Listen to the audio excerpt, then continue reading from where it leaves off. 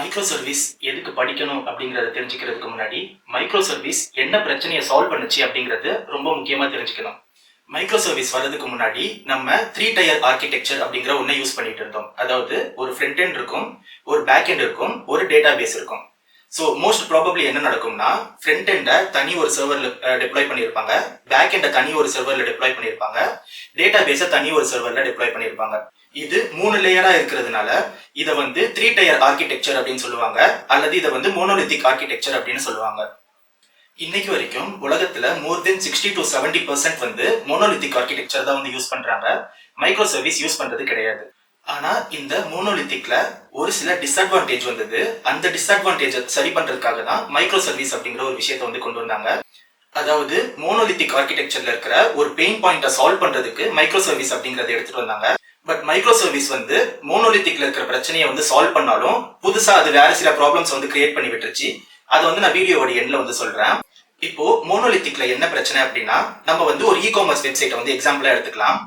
இந்த e commerce வெப்சைட்ல ஒரு சில ஃபீச்சர்ஸ் இருக்கும். ஃபார் எக்ஸாம்பிளுக்கு யூசர் சைன் இன் பண்ணலாம், சைன் அப் பண்ணலாம், ப்ராடக்ட்டை சர்ச் பண்ணலாம், ப்ராடக்ட்டை சார்ட் பண்ணலாம், ப்ராடக்ட்டை எடிட் பண்ணலாம், ஆர்டர் போடலாம், பேமெண்ட் பண்ணலாம், வேலட்ல மணி ஆட் பண்ணலாம், ஆர்டரை ட்ராக் பண்ணலாம். ஸோ இது எல்லாமே ஒரு இ காமர்ஸ் வெப்சைட்ல இருக்கிற ஒரு நார்மலான ஃபீச்சர். அந்த மாதிரி நீங்க எந்த சாஃப்ட்வேர் எடுத்துக்கிட்டாலும் அந்த சாஃப்ட்வேருக்கு தனித்தனி தன்மைகள் இருக்கும், தனித்தனி ஃபீச்சர்ஸ் இருக்கும். இப்போ இந்த இ காமர்ஸ் வெப்சைட்டை நம்ம 3 டயர் ஆர்கிடெக்சர் வச்சு உருவாக்கணும் அப்படின்னா, நம்மளோட பேமெண்ட் கேட்வேல ஒரு சின்ன பிரச்சனைன்னு வச்சுப்போம். ஒரு சின்ன பிரச்சனைனால நம்மளுடைய பேமெண்ட் கேட்வே ஃபுல்லா கிராஷ் ஆயிடுச்சு. இப்படி கிராஷ் ஆகுறதுனால என்ன ஆகும்னா, மொத்த பேக் அண்ட் சர்வருமே நமக்கு கிராஷ் ஆயிடும். ஸோ பேமெண்ட் ஃபெயிலியர் அப்படிங்கிற ஒரே காரணத்துக்காக யூசரால சைன் இன் பண்ண முடியாது, சைன் அப் பண்ண முடியாது, ஆர்டரை ட்ராக் பண்ண முடியாது, ப்ரொஃபைல் எடிட் பண்ண முடியாது. இந்த மாதிரி எந்த வேலையுமே யூசர்ஸால பார்க்க முடியாது. அதே மாதிரியே நான் ஃப்ரண்ட் எண்ட் ஒரு இடத்துல, பேக் எண்ட் ஒரு இடத்துல, டேட்டா பேஸ் ஒரு இடத்துல டிப்ளாய் பண்ணியிருப்பாங்கன்னு சொன்னேன் இல்லையா. இன்கேஸ் டேட்டா பேஸை டிப்ளாய் பண்ண இடத்துல சர்வர் அங்க டவுன் ஆயிடுச்சு, ஏதாச்சும் ஒரு அவுட்டேஜ் இஷ்யூ ஆயிடுச்சுன்னா அகைன் மொத்த அப்ளிகேஷனுமே வேலை செய்யாது. ஸோ இதுதான் ஒரு பெரிய பிரச்சனை இந்த மோனோலித்திக் ஆர்கிடெக்சர்ல. ஸோ இந்த மைக்ரோ சர்வீஸ் அப்படிங்கிறது என்ன பண்ணும்னா, அதே மாதிரி தான் 3 டயர் ஆர்கிடெக்சர்ல இருக்கிற மாதிரி ஃப்ரண்ட் எண்ட் நமக்கு ஒண்ணுதான் இருக்கும். கிளைண்ட் அது ஒரு சர்வர் தனியா தான் நம்ம ஹோஸ்ட் பண்ணிருப்போம். ஆனா இந்த back end and database இருக்குது இல்லையா, இதை நம்ம தனித்தனியா ஸ்பிளிட் பண்ணிப்போம். ஃபார் எக்ஸாம்பிளுக்கு sign in and sign out பண்றவங்களுக்கு அத்தன்டிகேஷன் அப்படிங்கிற ஒரு சர்வீஸ் எடுத்து அத்தன்டிகேஷனுடைய டேட்டா பேஸையும் அத்தன்டிகேஷனுடைய பிசினஸ் லாஜிக்கையும் வச்சு ஒரே சர்வரா நம்ம டிப்ளாய் பண்ணிடுவோம். ப்ராடக்ட்டை சர்ச் பண்றதுக்கு, ப்ராடக்ட்டை சார்ட் பண்றதுக்கு, இந்த மாதிரியான விஷயத்துக்கு எல்லாத்துக்குமே ஒரு தனி மைக்ரோ சர்வீஸ் போட்டு அதை தனியா டிப்ளாய் பண்ணிடுவோம். பேமெண்ட்டை ப்ராசஸ் பண்றது, ஆர்டர் அப்டேட் பண்றது, இது எல்லாத்துக்குமே ஒரு மைக்ரோ சர்வீஸ். அண்ட் ஃபைனலா பாஸ்வேர்ட் மாத்துறது, ப்ரொஃபைல் அப்டேட் பண்றதுக்குலாம் தனியா இன்னொரு மைக்ரோ சர்வீஸ் போட்டுருவோம். இப்படி போடுறதுனால என்ன அட்வான்டேஜ் அப்படின்னா, நம்ம மறுபடியும் பழைய சினாரியோக்கு வருவோம். இப்போ பேமெண்ட் கேட்வே டவுன் ஆயிடுச்சுன்னு வச்சுப்போம். ஸோ பேமெண்ட் கேட்வே டவுன் ஆயிடுச்சுன்னா அந்த மைக்ரோ சர்வீஸ் மட்டும் தான் நமக்கு டவுன் ஆகும். பட் யூசர் ஸ்டில் லாகின் பண்ணிக்கலாம், லாக் அவுட் பண்ணிக்கலாம், எந்த ப்ராடக்ட் வேணுமோ அதை சர்ச் பண்ணிக்கலாம், ப்ராடக்ட்டை கார்ட்லயும் ஆட் பண்ணிக்கலாம், ஆர்டரையும் ட்ராக் பண்ணிக்கலாம். அதாவது அவங்களால ஆர்டர் மட்டும் தான் பிளேஸ் பண்ண முடியாது, ஆப்ல மிச்சம் என்ன ஒர்க்கை வேணாலும் அவங்க பண்ணிக்கலாம்.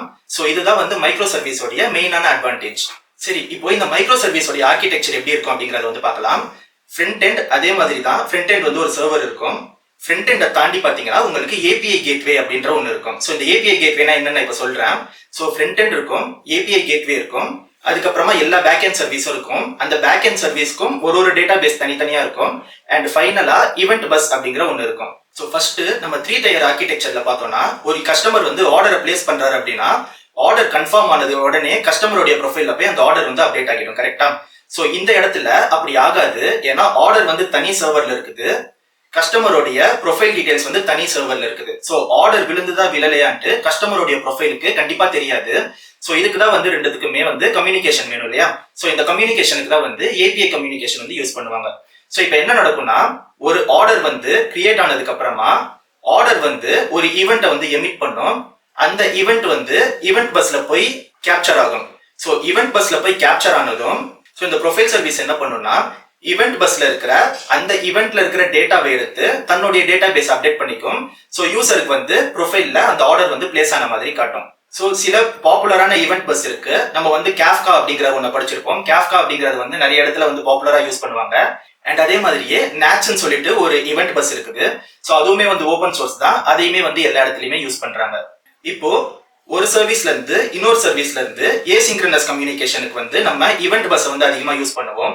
பட் சில டைம் வந்து சிங்க்ரனஸ் கம்யூனிகேஷன் அப்படிங்கிற ஒண்ணு தேவைப்படும். ஃபார் எக்ஸாம்பிளுக்கு நான் ஆர்டரையும் பேமெண்ட்டையும் ஒன்னா வச்சிருக்கோம்னு நான் சொன்னேன் இல்லையா. இப்போ ஏதோ ஒரு கம்பெனி வந்து ஆர்டரை தனி சர்வீஸாகவும் பேமெண்ட் தனி சர்வீஸாகவும் கொடுத்துட்டாங்கன்னு வச்சுப்போம். இப்போ பேமெண்ட் கன்ஃபார்ம் ஆனா மட்டும்தான் ஆர்டரை வந்து நம்ம கன்ஃபார்ம் பண்ணணும். ஸோ இந்த இடத்துல ஈவெண்ட் பஸ்ல வந்து நமக்கு வேலைக்கு ஆகாது. அந்த இடத்துல என்ன பண்ணுவாங்கன்னா சிங்க்ரனஸ் கம்யூனிகேஷனை வந்து உருவாக்குவாங்க. ஸோ சிங்க்ரனஸ் கம்யூனிகேஷன் அப்படிங்கிறது என்னதுன்னா டைரக்டா ஆக்சியோஸ் மாதிரி லைப்ரரியை வச்சு இன்னொரு ஏபிஐ கால் பண்றது. ஃபார் எக்ஸாம்பிளுக்கு பேமெண்ட் சர்வீஸ் பேமெண்ட் ஃபெயில் ஆச்சுன்னா ஆர்டரை பிளேஸ் பண்ணக்கூடாது, பேமெண்ட் சக்சஸ் ஆச்சுன்னா தான் ஆர்டரை பிளேஸ் பண்ணணும். அப்போ வந்து நம்ம என்ன பண்ணுவோம் அப்படின்னா பேமெண்ட் சர்வீஸ்ல டைரக்டா ஒரு ஏபிஐ கால் வந்து ஆர்டர் சர்வீஸ்க்கு வந்து நம்ம அப்டேட் பண்ணுவோம். ஸோ எப்பெல்லாம் பேமெண்ட் கன்ஃபார்ம் ஆகுதோ அப்பெல்லாம் வந்து ஆர்டரை கன்ஃபார்ம் பண்ண சொல்லி நம்ம வந்து ஒரு டைரக்ட் ஏபிஐ கனெக்ஷன் வந்து நம்ம கொடுத்து வச்சிருப்போம்.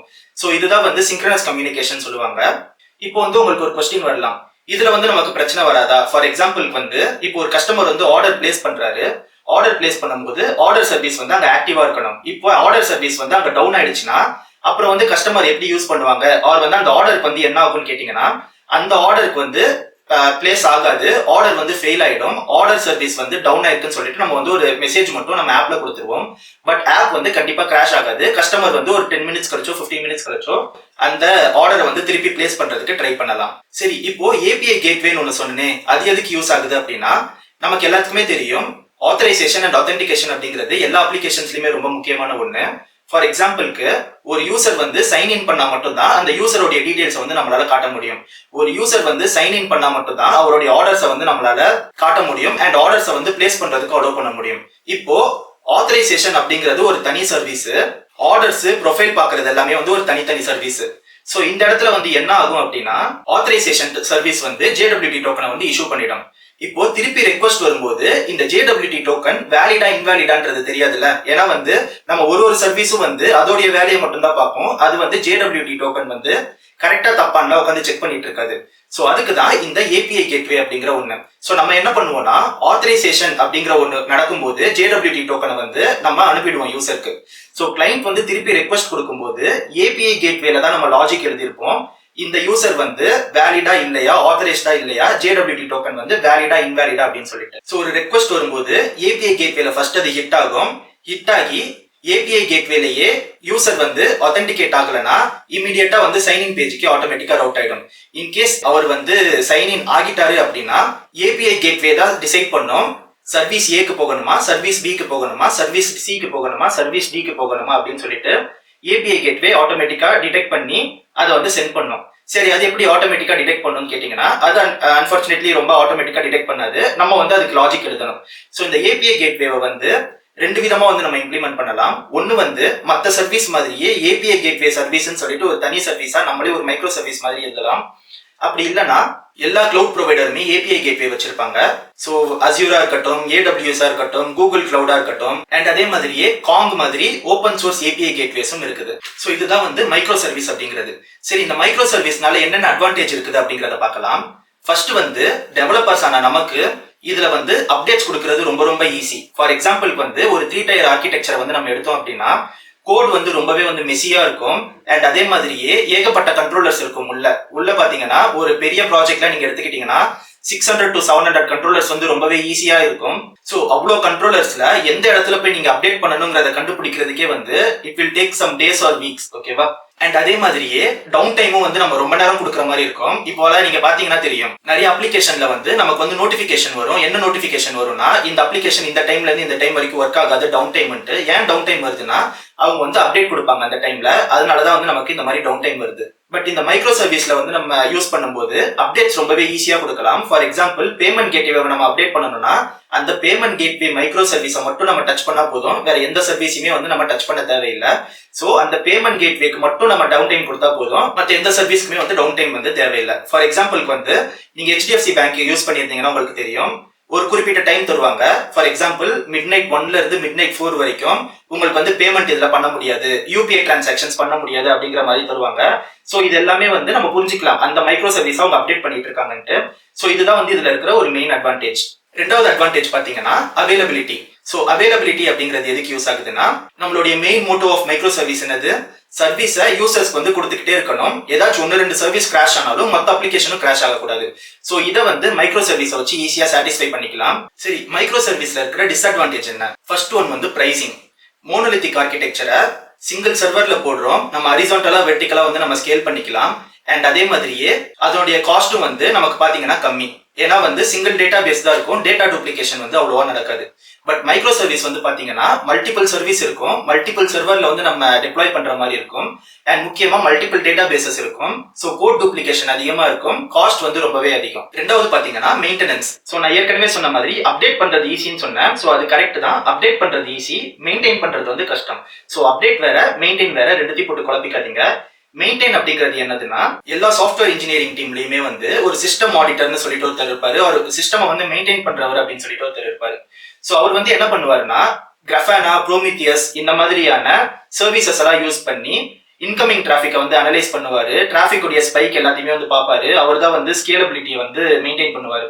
ஸோ இந்த ஸ்கேலபிலிட்டியை மெயின்டைன் பண்றது வந்து ரொம்பவே டிஃபிகல்ட்டான டாஸ்க். ஏன்னா வந்து 3 டயர் ஆர்கிடெக்சர்னா ஒரே ஒரு சர்வீஸோடைய அவுட்புட்டை மட்டும் பார்த்துட்டு இருப்பாரு, அண்ட் ஒரே ஒரு சர்வீஸோடைய லாக்ஸை மட்டும் அவர் நோட் பண்ணா போதும். பட் மைக்ரோ சர்வீஸ் அப்படின்னு வரும்போது அவர் மல்டிபிள் சர்வர்ஸோடைய லாக்ஸையும் ஒரே டைம்ல பாக்குற மாதிரி இருக்கும், மல்டிபிள் சர்வீஸோடைய ஸ்கேலபிலிட்டியும் ஒரே நேரத்தில் வந்து மெயின்டைன் பண்ற மாதிரி இருக்கும். ஸோ இதனால இது வந்து இன்னொரு மிகப்பெரிய டிஸ்அட்வான்டேஜ் மைக்ரோ சர்வீஸ்க்கு. மூணாவது வந்து மைக்ரோ சர்வீஸ் பில்ட் பண்றது வந்து ரொம்பவே கஷ்டமான வேலை. ஃபார் எக்ஸாம்பிள் 3 டயர் ஆர்கிடெக்சர் அப்படிங்கிறது வந்து ஒரு ஃப்ரண்ட் எண்ட் எழுதுறோம், ஒரு பேக் எண்ட் எழுதுறோம், ஒரு டேட்டா பேஸ் எழுதுறோம், 3 கனெக்ட் பண்ணிட்டா நமக்கு வேலை முடிஞ்சது. பட் மைக்ரோ சர்வீஸ் வந்து அப்படி கிடையாது. சர்வீஸை வந்து நம்ம கரெக்டா ஸ்ப்ளிட் பண்ணணும், எந்தெந்த சர்வீஸ் எது கூட போய் சேரணும்னு சொல்லிட்டு தனித்தனியா டேட்டா பேஸை வந்து நம்ம டிஃபைன் பண்ணணும். ஸோ உங்களுக்கு வந்து இந்த ஆர்கிடெக்சருக்கே ரொம்ப டைம் எடுத்துக்கும். அண்ட் ஆர்கிடெக்சர் முடிச்சுட்டு தனித்தனியா வந்து நம்ம எல்லாத்தையும் பில்ட் பண்ணிட்டு API gateway and event bus வச்சு கனெக்ட் பண்ணணும்.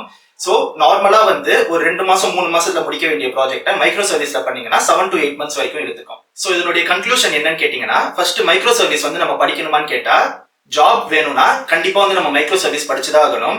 இப்போ வந்து நீங்க ஓன் ப்ராஜெக்ட்ஸ் பண்றீங்க, ஃபார் எக்ஸாம்பிள் வந்து ஒரு கம்பெனி மாதிரி வச்சு நீங்க ரன் பண்ண போறீங்க, ஒரு பிசினஸ் மாதிரி வந்து ரன் பண்ண போறீங்க, சாஃப்ட்வேர் கம்பெனி மாதிரி வச்சு ரன் பண்ண போறீங்க, ஒரு நீங்களே சுயமா ப்ராடக்ட் செஞ்சு விற்க போறீங்க அப்படின்னா மைக்ரோ சர்வீஸ் தேவை கிடையாது. ஏன்னா உலகத்துல 60 to 70% இன்னும் 3 டயர் ஆர்கிடெக்சர்ல தான் இருக்கு, அது வந்து நல்லா தான் இருக்குது. ஸோ ஒரு ஸ்டார்டிங் ஸ்டேஜ் ஆஃப் த பிசினஸ்க்கு வந்து இது டோட்டலாவே வந்து அன்னெசரி. நீங்க 3 டயர் ஆர்கிடெக்சரே யூஸ் பண்ணிக்கோங்க. இப்போ நீங்க வந்து ஒரு ஜாபுக்கு ரெடி ஆகுறீங்கன்னா மைக்ரோ சர்வீஸ் கண்டிப்பா படிச்சாகணும். ஏன் மைக்ரோ சர்வீஸ் படிக்கணும்னா, majority of the new project வந்து மைக்ரோ சர்வீஸ் வந்து யூஸ் பண்றாங்க. முக்கியமா மெசேஜ் கியூஸ் ஆன RabbitMQ, Kafka இந்த மாதிரியான டூல்ஸ் எல்லாத்தையுமே வந்து ரொம்ப அதிகமா யூஸ் பண்றாங்க. அண்ட் நீங்க ஜாப் ஓப்பனிங்ஸ் எல்லாத்தையுமே வந்து நீங்க சர்ச் பண்ணி பாத்தீங்கன்னா அதோட டிஸ்கிரிப்ஷன்லயும் கண்டிப்பா வந்து மைக்ரோ சர்வீசஸை பத்தி எக்ஸ்பெக்ட் பண்ணிருப்பாங்க.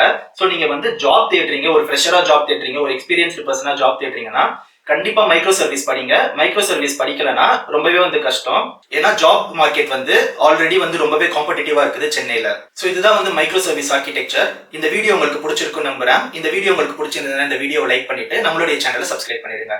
Thank you so much guys and have a nice day.